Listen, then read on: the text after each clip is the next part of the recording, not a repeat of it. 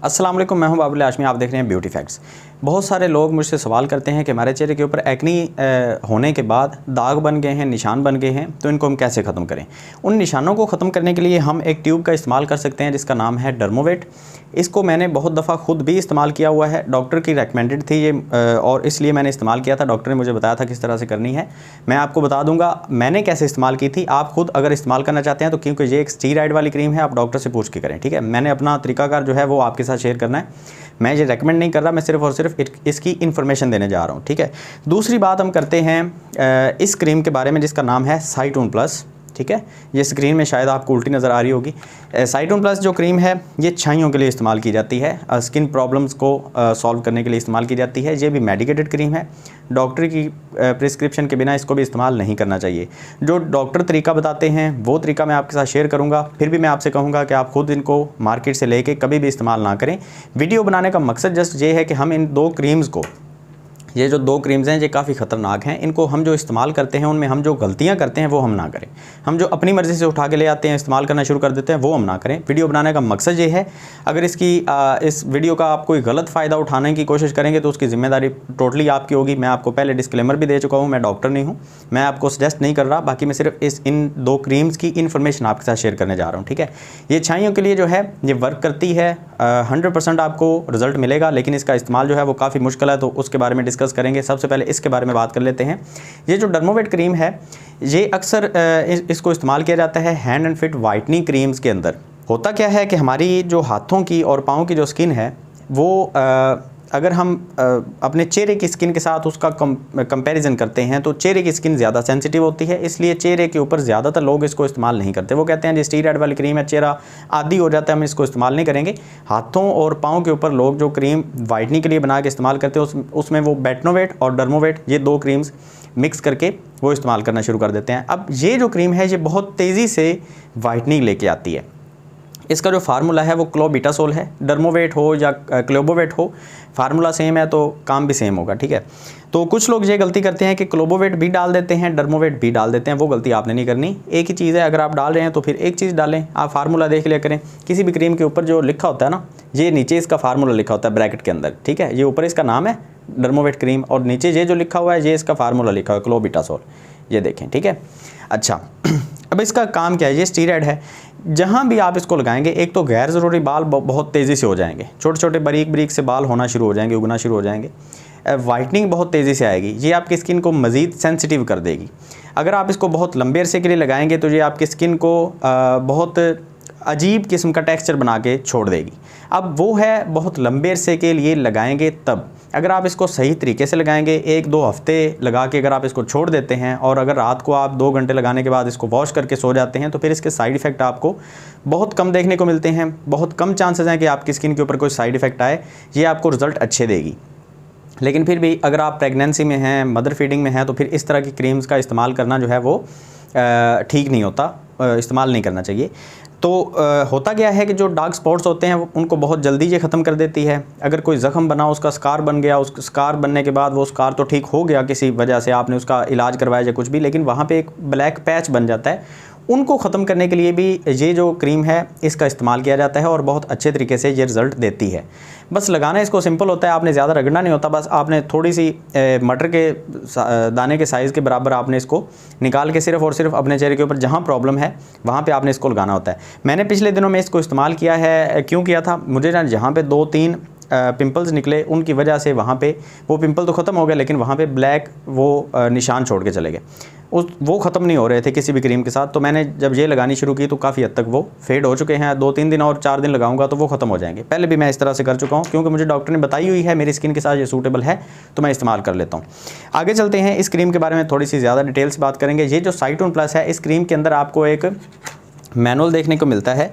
इस मैनुअल के ऊपर इसकी पूरी वैसे तो इन्फॉर्मेशन जो है वो आपको देखने को मिल जाती है। इसके ऊपर पूरा लिखा होता है तरीकाकार, आपने इसको कैसे इस्तेमाल करना है, कैसे नहीं करना।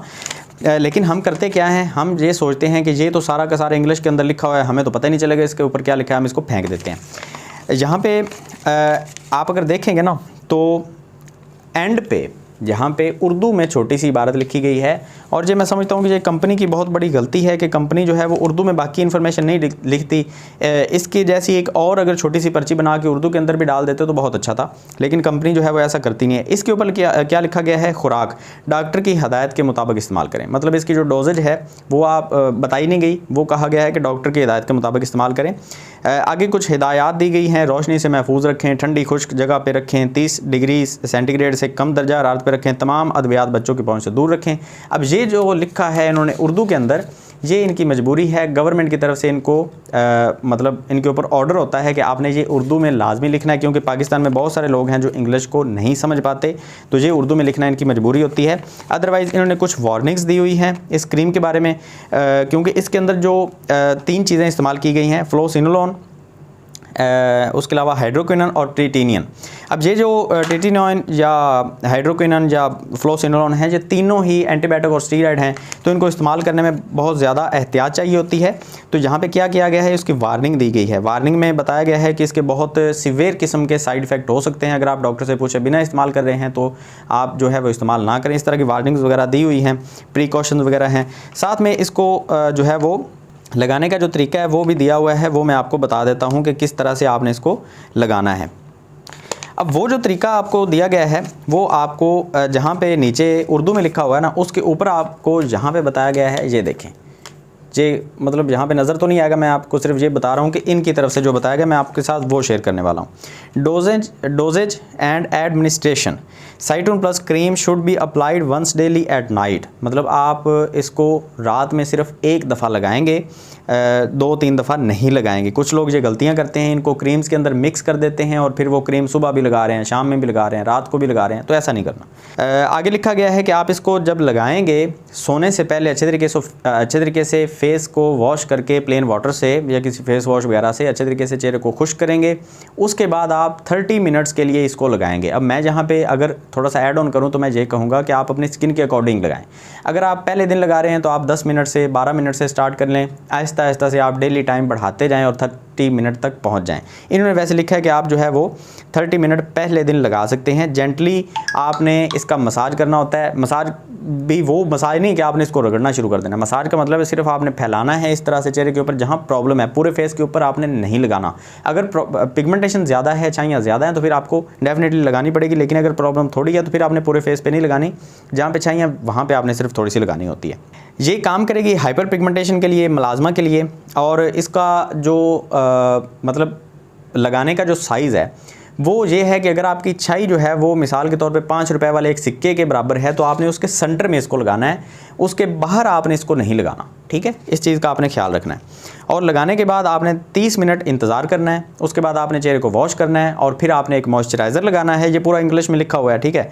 उसके बाद आपने दिन में SPF 30 वाला एक सन ब्लॉक लगाना है। मैं आपको यहाँ पे बताऊँ, SPF 30 से अबव जो सन ब्लॉक मार्केट में आते हैं 60 या मतलब 90 या 120 या 240 तक, SPF 240 तक मार्केट में आ गए हैं, तो वो सारे के सारे फेक होते हैं। SPF 30 से अबव जो है वो सन प्रोटेक्शन फैक्टर हमें मिलता नहीं है, वो जस्ट एक नंबर होता है, वो हमें पागल बनाने के लिए कॉस्मेटिक ग्रेड की जो प्रोडक्ट है वहाँ पे लिखा जाता है। अदरवाइज़ अगर आप कोई अच्छा मेडिकेटेड सन ब्लॉक लेंगे उसके ऊपर SPF 30 ही लिखा होता है और वो ही बहुत होता है हमारे लिए।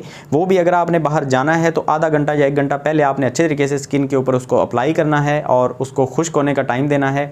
और पंखे वगैरह के सामने या एसी के सामने आपने बैठना ताकि अच्छे तरीके से स्किन के ऊपर वो जज़ब स्किन के अंदर जज़ब हो सके। उसके बाद आपने बाहर धूप वगैरह में जाना होता है। फिर भी कोशिश करें कि आप कपड़े वगैरह से चेहरे को ढांप लें।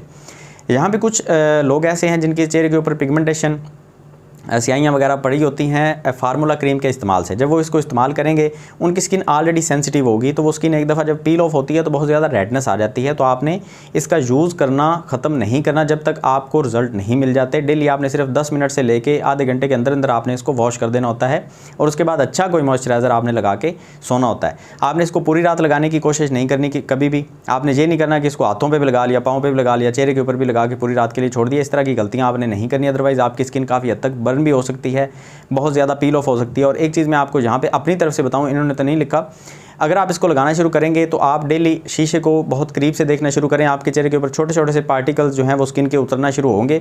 जब उतरना शुरू हो जाएं तब आपने इसका इस्तेमाल करना बंद कर देना है। स्किन पील ऑफ होगी, उसके बाद रिकवरी होगी। जब रिकवरी मुकम्मल तौर पे हो जाती है दोबारा से आपने इसका यूज़ करना शुरू करना होता है, ठीक है, जब तक आपको रिजल्ट नहीं मिल जाते।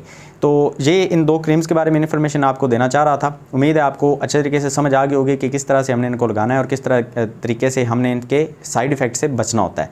वैसे ये क्रीम्स बहुत ख़तरनाक हो सकती हैं, स्टीरॉयड बेस्ड क्रीम है, इनका इस्तेमाल ना ही करें तो ज़्यादा अच्छा है। डॉक्टर आपको अगर बताते हैं तो डॉक्टर से अच्छे तरीके से इनका तरीका आप डॉक्टर से पूछ लें, आपकी स्किन के अकॉर्डिंग अगर आपको बता दें तो वो ज़्यादा बेटर है। उम्मीद है वीडियो पसंद आई होगी। मिलते हैं नेक्स्ट वीडियो में, दुआ में याद रखिएगा। अल्लाह हाफ़िज़।